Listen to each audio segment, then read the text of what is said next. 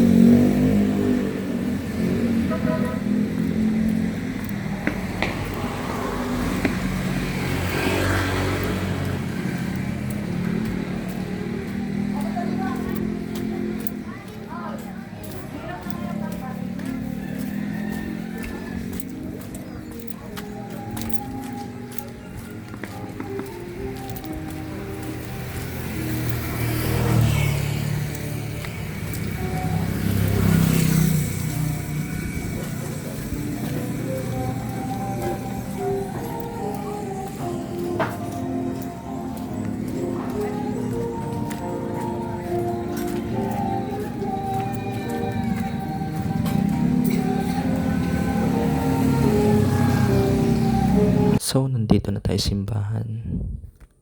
Siyempre, kailangan natin magpasalamat sa Panginoon dahil sa lakas at gabay lagi sa trabaho at iniingatan tayo sa bawat pagpasok natin araw-araw na sana ay lumaban tayo at sipagan lang natin. Ingat.